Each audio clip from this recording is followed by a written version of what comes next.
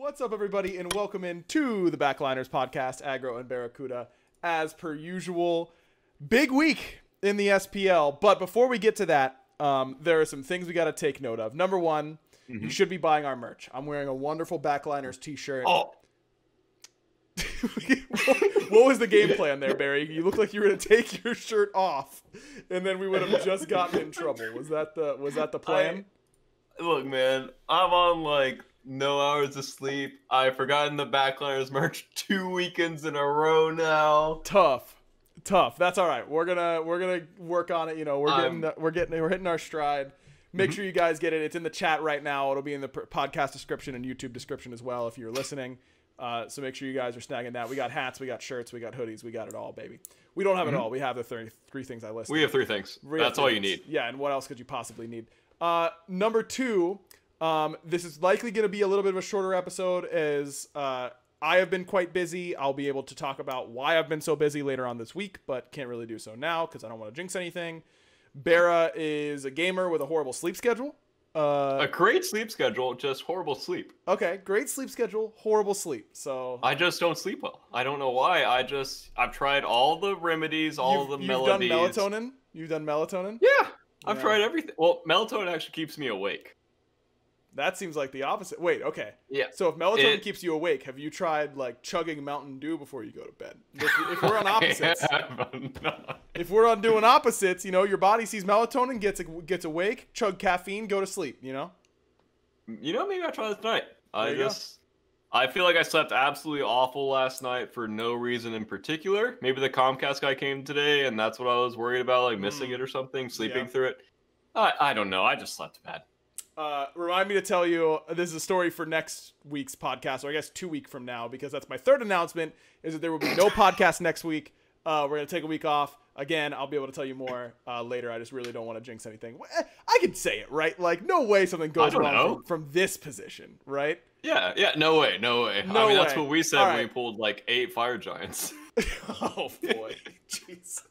Yeah, it's going to be fun. All right, I'm not saying it, so get over it, chat. Okay. And then I think I had one more thing. Oh, yeah, I got a bone to pick with you before we get into SPL. What'd I do? You told Dolson you loved him on the way out of your interview. Bro, what is that supposed to be about? Am I allowed to talk about what went on around that interview? Wait. Are you messaging me on Discord? Because I won't be able to see it. Because I use the Discord thing. You can talk. I think I know what you're asking. Okay, Yeah, yeah, there's a way you can do it and be smart about it here. So I'm just going to trust. Go ahead, let her rip. We'll see what happens. What do you mean smart about it? What do you mean smart about it? Bro, I don't know what's the worst thing. The interviews are pre-recorded. Okay. Yeah, we pre-record the interviews. Yeah, we talk. We do them in the morning. Well, I was not ready for mine. I was mid-poop. And I got the Discord message to join the call, and I am pinching and sprinting upstairs. Awesome. And so I completely forgot that I had the interview. So I legit rolled out of bed, went to the toilet, and right after I sat down, I got the Discord message to join the call, and I started sprinting upstairs, completely out of it, and still like, you know, I wouldn't say like fight or flight, but just like, I have to go to the bathroom there was some adrenaline pumping. Yeah, so I'm just sitting there waiting for the interview, and I don't know what I said on the interview the whole time. And yeah, it was a real great experience for me. I sprinted back downstairs, finished my business, and that's what he meant when he said, "I'll let you get back to business."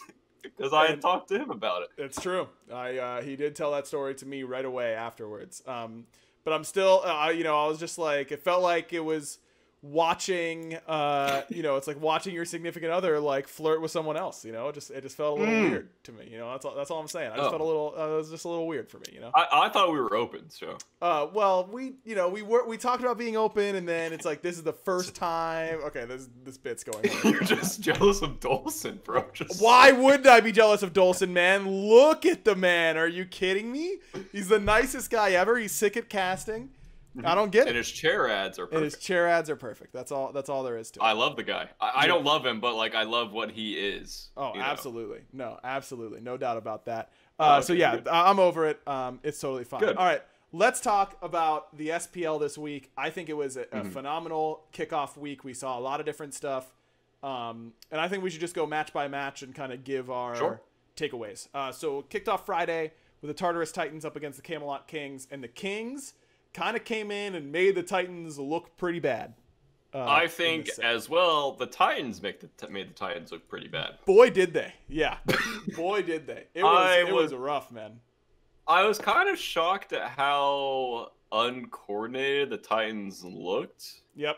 I mean, I know it's their first set and like scary swapping to the jungle and yada, yada, yada, but I was still surprised at how just un-team-like they looked, I guess. It kind of just looked like 5 really good players playing on the same team, but they don't know each other. Yep. Yeah, it was rough, man. All right, go ahead. I feel like Aurora was like trying to make plays and trying to start like things to happen on the map, but there was just like 0 follow-up and like people just weren't in position to do the plays. Dude, game 2 in particular on the Umoja, I felt like Aurora's like, all right, can I cage this guy? And then like no one says anything, and then he just goes, all right, I'm caging him. And then he lives, and it's like, all right, man, I'm just going to keep on doing that until someone's here on time, you know? And that's what I was worried about with that team. And then, look, it's week 1. That team's going to get a lot better. I'm not super worried about them, but certainly a concerning start at some level. And one of the things that when you're thinking about how a team is going to communicate, Paul and Scary aren't really talkers during the course of a game. Aurora is, but also not Aurora is not like the dominant, you know, talking for everybody type of voice. He's a guy who's really good at talking about what he's going to do and what his job is, which is all you need. I do not know how vocal Cyclone Spin is, and I've heard that Benji is actually pretty vocal. But in the early game, how is that going to work? You know, if you're mid 3v3, Aurora's the only one talking. Yep. I don't know. I'm definitely a little... I'd be not majorly concerned if I were a Titans fan, but that would certainly have been a disappointing first set if I were rooting for that team. Agreed.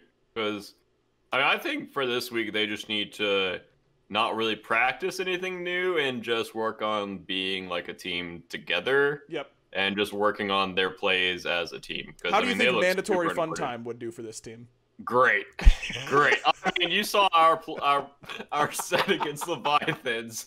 Man, that looks like mandatory no fun time. I was having so much fun. All right, let's talk about your set then. Also, I got to give some credit to the Kings. Obviously, lots of players on EU ping, and they all played really well. Leviathans versus the Bolts. Yeah, you guys kind of got owned. I don't know why we played so scared and so reserved. It was really annoying in the game. We had the big talk about it afterwards. And a lot of people were, I mean, not like angry, but it was just like we were waiting to watch them play Smite. Yep. And in scrims, it's the complete opposite. And we are the ones like making plays, setting the pace. And then when it came to SPL, I'm just like, okay, I'm picking the Apollo boys. Yep. I'm building that Rage third. Like, time to fight, time to slam. Let's get in there. And I'm just like, okay, there's no fights. Like, and every time I was flying above their backline in both games, I felt like both of them were full HP, had all of their relics and everything. I'm just like, I could either land on their frontliner. Yep. And do 20 damage here, or I could try to make a hero play in their backline because I have to beats instantly off the Heim 2. And there was one time I ulted in. I was literally spamming my beads the whole time, like literally before I hit the ground, and I still got knocked up in one shot. I'm just like, well, that's great. Yeah, that's kind of unlucky. That's a little bit unlucky. By the way, real quick, I do want to get back to this, but this is an important comment in the chat to me. Gokinator says, I got to wear my backliner's hat on the golf course today, and I wanted to know if it was the round of your life, Gokinator, because I assume it was. That's all I have to say. Yeah, I messaged you about that set because I agree with your assessment that you guys were doing a whole lot of waiting around. It's my least favorite type of Smite. to wait around, let other teams make the mistake for you. And it felt like that's what you guys were doing a little bit. But I did appreciate how alpha you were getting in there. Like, you're talking about how you're seeing the 2 backliners full HP with their relics up and how you made your citizen get in there still. And I appreciated that. Yeah, I was just like, this is literally the way we team fight. I'm expecting my other 2 frontliners to be there, and I'm expecting Last to be ripping through at any moment here. And those plays just weren't happening. I'm just like, unlucky. The same thing happened on that Ymir play, where I thought the Ymir was going to die, so I'm ulting up because we should be killing the Ymir, diving into their backline in like a sequenced event. And the Ymir lives, I'm just like, and then we all die, and there's no one like going and making room either. I'm just like, what? Where am I supposed to land? I don't end up landing on the Ymir. Like, by the end of it, I'm just flying above him like, nothing's happening, and I don't want to trade my life for, I think it was like 3 levels above the Ymir, and I'm 100% going to die off that trade. So, yeah, there was just nothing for me to like really do on the Apollo, which kind of made me like a little sad, obviously, because in scrims, like, obviously I'm practicing Apollo this week to play it in that set.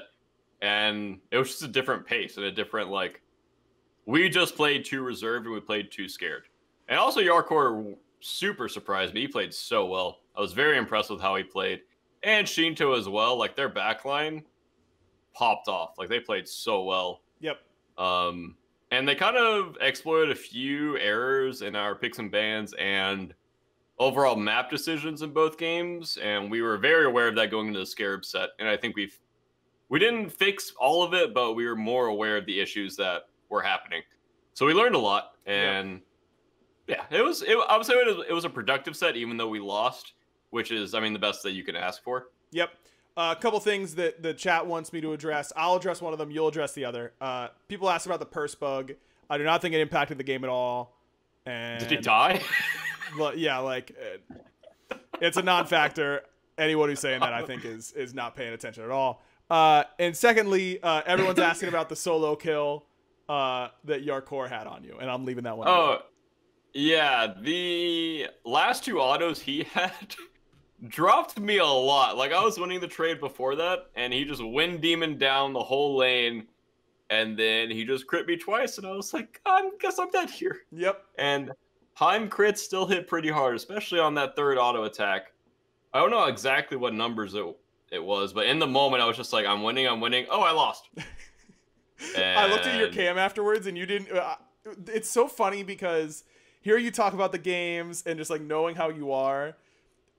BaRRa definitely has like a game mode where like game mode is such a weird way to put that because game mode's a thing, but like just like a focus mode. Yeah, like BaRRa didn't even like. Normally, if BaRRa were like in a ranked game or something like that, you would have gotten the what was that? Or like the eyes and the head shake, like you would have gotten the whole thing. I don't even think you blinked. You were like, all right. I was just like, well, I think I said in comms, like, I guess I'm dead or something, like, or like I'm dead. Like, after he threw the big auto and crit me, and then he was like, oh, I'm just gonna TP in and kill him, and I'm like, okay. Yeah, fair enough. That's the way it goes. Unlucky. Credit to the Leviathans, definitely looked very good. Played way better than I thought as well. I think they mopped the floor with us, and I think even if we played a little bit better, they still would have mopped the floor with us because they played very, very, very well. Oni Warriors up against Jade Dragons on the next day. Neil, in his career, has made a point, I feel like, to not ban Giannis against Herwind. And today, that day, it came back to bite him. Hurry popped off. Fine also looked like Season 4 Benji, like Season 1 Omega-esque, impossible to stop. Like, he looked like he was playing characters with different base stats than everybody else. Dude, it's just such a big difference in Herwind when he's on. I don't know if it's a team, like a good team, or just a team he feels comfortable on, or a mix of both. That man plays so much better and goes for so many more plays and hits so many more buttons. I feel like he just, like, his D&D stat sheet literally gets upgrades across the board. Like, on everything. He just plays so much better. I think Hurry is just a player who really understands the game and understands how you have to win. And if he's in a team environment or a game where he feels like their chances to win are getting lower, he's a player who's going to try and make a play and force making a play in order to try and win the game for his team. And I think that's a good thing, but it also leads to him making mistakes for sure. And when he, I think, has that trust in his team and just knows that if Herwind can understand that all he has to do is his job, he's going to execute his job really, really, really, really, really well. I think Hurry's going to like pop this whole season. I really do. And I think I would say for his whole team, their team fight floor is already so high. Yep. And his room for error is massive, in my opinion, to where he can make so many more plays and go for so many more things because the plays are already being set up for him. Yep. And yeah, I just think he looks super comfortable and super sick. I was very impressed with him. Beast player, love Hurry. Think he's going to pop off all year.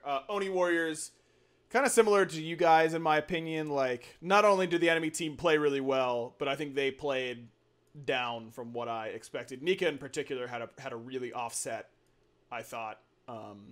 But really the whole team had their struggles. I think Kings came in way stronger.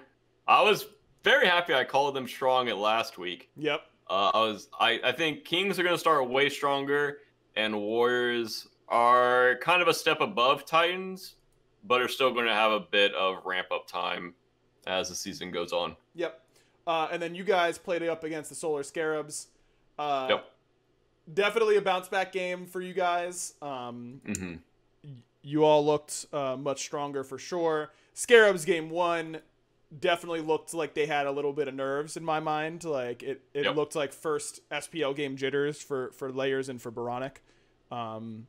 But game 2, they definitely looked a lot better. I think that, I don't know about you, but when I watch that team, I can almost like hear Steve when I'm watching that team. You know what I mean? Like they are just so clearly playing around how Zap wants to play the map that I don't know. It's like I've just watched him play for so long. And now I'm like watching 5. It's like he's StarCrafting them, it feels like. Yeah, and I think that's going to put a lot of weight on Steve as the season goes on. Because there was that one play in particular where there were 5 men grouped to fire, and I was Jing in duo lane pushing the tier 1, then the tier 2. And I asked my team, like, do you want me to keep pushing here? Do you want me to come over to team fight? And they were like, keep pushing, it'll be fine. And I knew in that moment that it was kind of like I would say like when you call a play, but your teammates don't know how to further advance that play. Yep. Like there's 5 people grouped to fire. Are we pulling fire? Are we baiting fire? Are we pulling them in and then going on them? Like the initial play is there, but there's just nothing more. So I've kind of just got 2 towers for free. Yep. And because they had no direction. They couldn't really pick our people either. We had like a Guan, Cirquette, both with beads, I think. So it's kind of hard to lock them down. And I think they had crit on Dan's, but I mean, they can't really like just full commit to fire in front of 4 people. Yeah, calling Fire Giant fights as an ADC, I think is nearly impossible because you have your job is to stay so focused on the objective, like you're the DPS, that it's so hard for you to understand the situation around you. I think it's really key for like solo laners or Guardians to be able to call around those fights because they just get way more information. Agreed. But that team is going to grow, and we'll talk about how they played today in a minute. And then it was the Dragons versus the Kings. Game 1, the Dragons just like absolutely stomped them. Was not even close. Yep. Well, I actually thought it was close because Kings were still kind of making plays, even though the fire call was smart. I liked their fire call a lot, game 1. Yeah, I had a lot of respect for them because they continue to try to make plays and try to do things on the map, regardless of their deficit. And Agreed. I was very impressed with kind of their, I don't know what the word is, but resiliency, just like tenacity. Yeah, both those words. I was nowhere close to either one of those words, and I'm glad you gave me one too. I was very impressed that they were just continuing to make plays and continuing to be a threat on the map. And I was very impressed with Genetics, especially with his positioning and the way he played. And I mean, I know he's like a big voice in their comms as well. Yep. So their shot calling was very good. I mean, I'm sure you're about to get into it with the game 2. Okay, let's talk about game 2. Okay. Let's talk about game 2. First of all, let's establish this right away. That, again, just like Ghost from last year, the only way that... Oh, did I mute myself? I did. I muted myself. I'm back. Oh. But only for BaRRa, so that's why he freaked out. I pressed my mute hotkey by accident. I look like a dummy now. No, it was all me. Here's the thing, is that I think there's a very good chance that the only way the Jade Dragons lose consistently is if they beat themselves.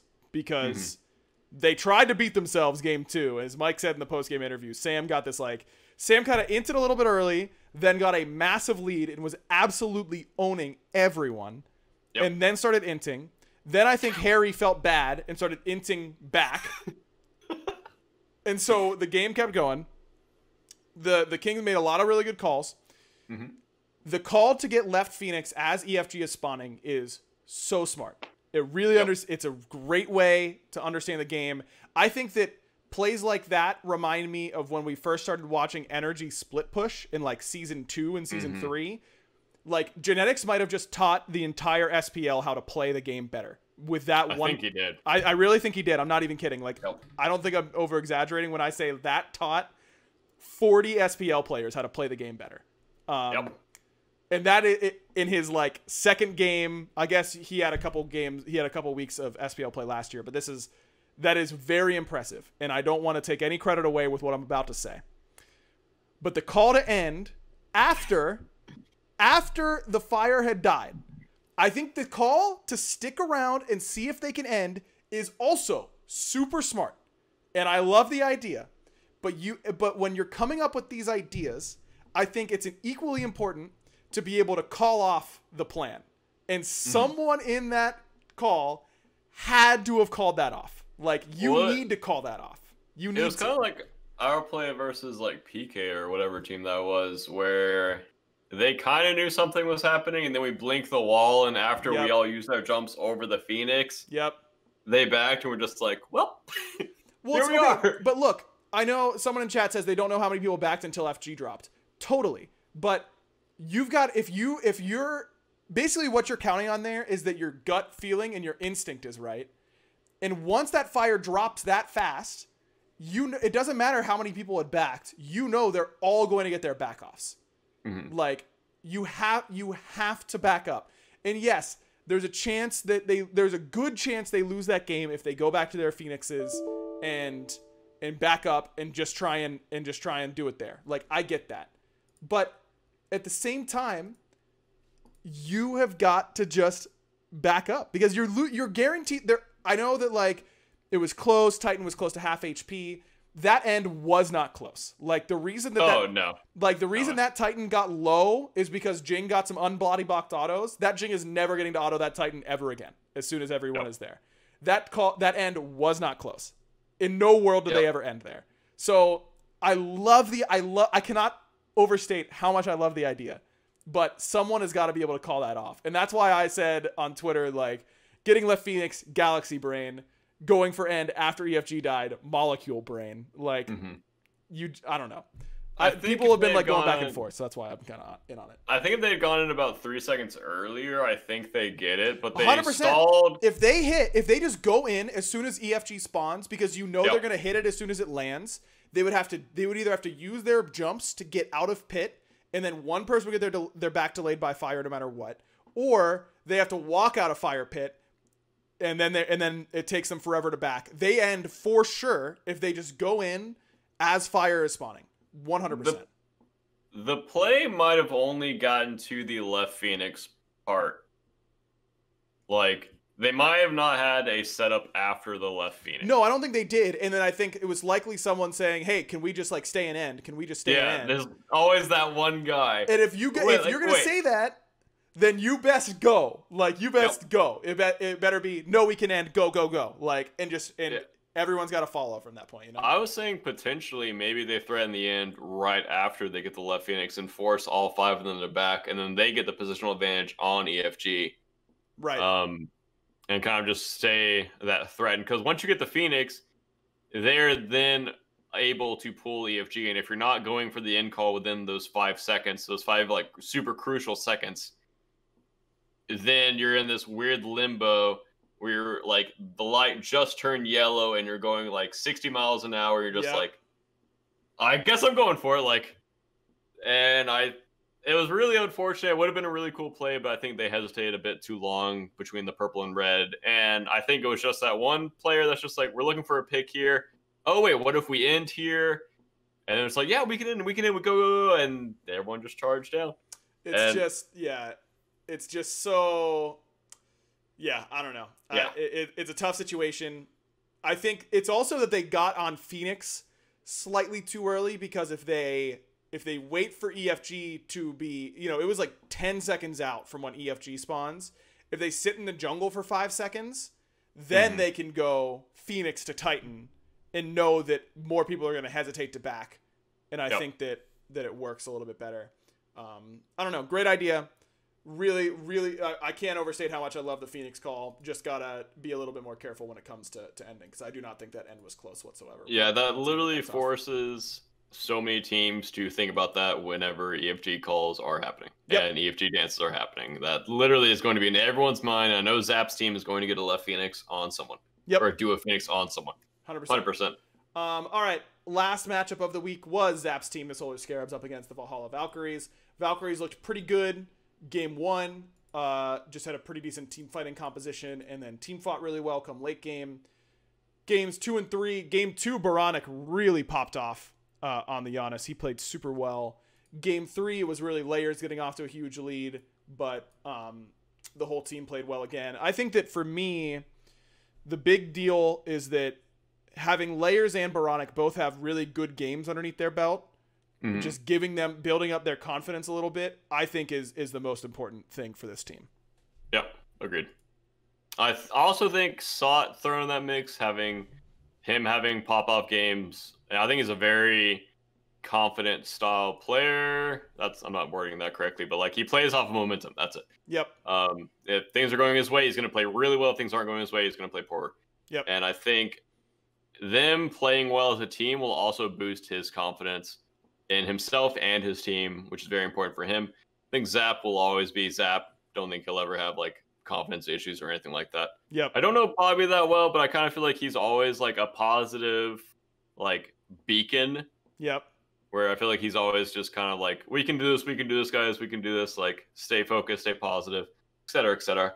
I do feel like it was important that they got the win, but I didn't get to see that many of the games. I think watched like game 3, and then I missed game 2, I think. And I was watching a bit of game 1. So I don't have like too much analysis personally about those games, but I do think it is important for Scarabs to get the win. Yeah, agreed. You got to win that one. Philly Birds NC says, I want to see Valkyries on NA ping. I do as well. That team definitely the most handicapped by the current situation. It's super unfortunate. Yep. I do not expect them to do very well based on that situation alone. Raffer had a really rough day. Only one set, but definitely going to need to clean that up a little bit, I think. Johnny looked really good on the low key. He did exactly what I expected, which was he doesn't put a lot of map pressure out right now in the early to mid. Still has some of the best instincts in team fighting I've ever seen from a jungler, but SPL players do not let you get away without putting pressure early to mid. So that's going to be big for him. But a lot of that is confidence. Again, first set jitters for a rookie. Gonna give Johnny in particular a lot of leash to work with because of his situation playing from Serbia. But glad that everyone got to see the pop off potential for him game 1. Yep. At the very least. Oh, and yeah, someone else mentioned the Geno's like BaRRaCCuDDa better than Heroin at Giannis. That's obviously a bit. No one thinks that. No one. BaRRaCCuDDa is good at that character for sure. Not close to Hurry. Off topic, but you reminded me. Do you remember when I told PBM that Shington was the best support? I do. And he, game 1? mocked me a little bit, and then picked it game 1. Can I tell you about an interaction that Mike and I had? So Mike and I had dinner. I think it was Friday night. And I asked him about the Xingqian pick because I told him that I'm like, you're not really a Xingqian player. Like, where did that come from? He goes, oh, I don't know. Like, just kind of felt like it was the right pick, blah, blah, blah, blah, blah. Then he hangs out at my house for like, or my apartment for like hours, then goes home and texts me a long paragraph about how I need to put some respect on his Xingqian because of, hold on, let me pull it up here. Oh, you got the receipt. Yeah. Hey, by the way, I don't know if you didn't know, but I was the first ever support Xingqian game in SPL history, Season 2 Regionals, the whole thing. And I literally responded, hey, Mike, sorry. Oh, yeah, it was Saturday because they didn't play till Saturday. Hey, Mike, sorry I didn't remember your 2 Xingqian games over the last 5 years. That's on me. And he goes, apology accepted, or something like that. It was very on brand. For sure. Because I literally think that he told me about 2 Xingqian games, and on God, those might be his only 2 Xingqian games he's ever played. I mean, I planted a seed. That's all I gotta say. You're welcome, Dragons fans, for BaRRaCCuDDa. That's all me. Yeah, that's all him for sure. All right, a couple of things I think we should hit real quick before we get to the random question. Again, there's gonna be a bit of a shorter episode. Sorry, everybody. Kukulkan, do you think that's like legit? Do you think it's just a week 1 thing? How good do you think that god is? I think that god is OP. I love Cuckoo and I hate playing against him. I love him when he's on my team. Well, you have a Cuckoo main in Venenu. Exactly. And I think he has a big pop-off factor in fights. There's always that Janus ult factor to him. Whereas if he connects, you win the fight. And there's always that threat that you have to worry about. I think his zoning potential with the NATO on the new map is absolutely insane. Yep. You really don't want to walk through that as a carry, and you can block off so many corridors and so many paths. And it's really annoying playing against. And his Squall one-shots. And his 2 is OP. So, good character. Kind of easy to dive sometimes, but in SPL, you know, teams are coordinated. Most teams are coordinated. Yeah, I don't think he's that good. I think he's playable. That's where you're wrong. I think he's playable. Did you mute to laugh after that? Come on, man. He muted his mic to laugh at me. That is toxic. Yeah, I think he's good. I think he's good enough to see play. I do not expect to see a ton of Cuckoo. I think it's likely because he's playing on high ping, if I had to guess. I think the pick is strong, and I think Objective Secure is OP, and I think Janus is also OP. No. Janus is OP. No, he's not Janus OP, man. Janus OP. Janus OP. He's not OP, man. Yes, it is. Yes, he is. Okay. Here's the thing. Okay. Herwind is the best Giannis player of all time. That's what I'm going with. Hard stop. Okay. Okay. So he's in his hands. Yes, that god is super OP. You look at what BaRRaCCuDDa played it a bunch. He played it 4 games out of his first 5. In one of them, he absolutely popped off. In one of them, I'd say he had a good game. And in the other 3, it was not particularly impactful. And that's me being generous. That's a team diff. So, yeah, I don't know about all that, dog. Giannis is not OP. That's all I'm saying. All right? He's not. Maybe it's OP. Calden brings up a good point in chat. To you, against you, he is, because you have a through space and time magnet installed on your computer that lets you get absolutely slammed. But that's it. God's OP. Same with Bacchus. Bacchus is also OP. Okay. Bro. You think? Okay, never mind. I'm not even going to get into it. No, I'm not doing it. Here's my question of the week, my random question of the week, sponsored by Pop-Tarts. It's not, but Pop-Tarts hit us up. Actually, no, Cape Cod hit us up. Cape Cod potato chips. Yeah, seriously, on God. We're begging. Anything. I was talking, this was an old school question that Mike and I discussed on Twitter that got retweeted fairly recently. I was talking about it with some of my friends. What's the order you put your clothing on? You know, you get out of the shower. I'm hoping it's underwear first. It's the only thing that makes any sense. What if you don't wear underwear? Then you can go. You're free to go. You know, you get to go anywhere you want. I'm personally, I go underwear, socks, shirt, socks, underwear, socks, shirt, pants. That's what that, or underwear, underwear, shirt, socks, pants. Here's the deal. My socks are going on before my pants always, in any circumstance. Literally 0 circumstances am I putting my pants on first, ever. You're trolling if you put pants on before your socks. That's all I'm saying. It's pants last. Yeah, pants it's are last. Socks last. How could it possibly be socks last, man? If you're wearing like higher up socks, right? If you're wearing like dress socks that go halfway up your calf.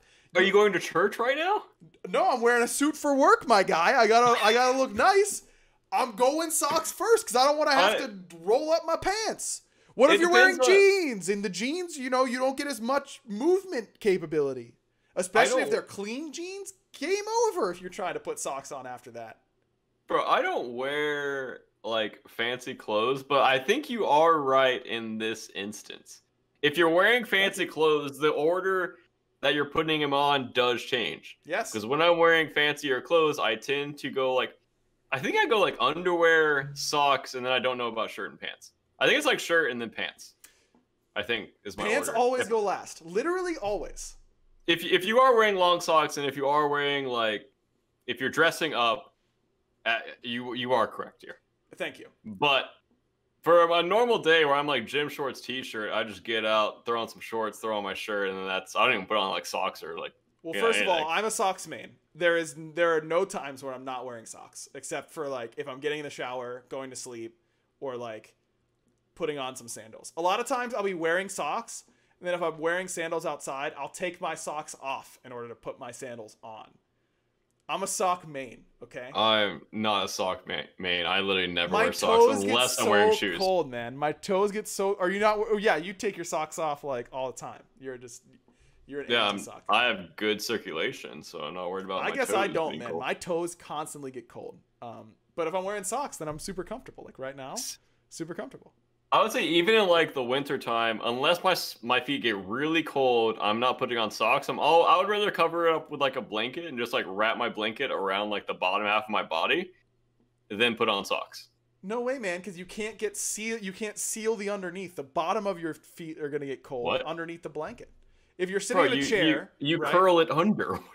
Oh, you curl the blanket. You're tucking yourself in. Yeah. Okay, you lift your feet up like this. Okay. And then you curl. Nice socks, by the way. Allegedly never wears socks in his house. And John Salter's wearing socks right now. We've got him. Ladies and gentlemen, we got him. Thanks for listening to the Backliners. Thanks for listening to the Backliners podcast.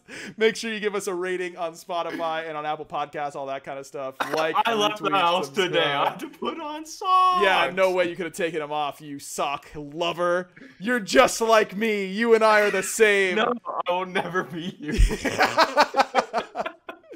No podcast next week, as a reminder. 2 weeks from now, we'll be talking about the SPL. Thanks so much, as always, everybody. I think I'm forgetting something. Oh, buy our merch, and that's it. So enjoy the SPL, and we'll see you in 2 weeks. Bear, do the thing, you sock lover. Bye.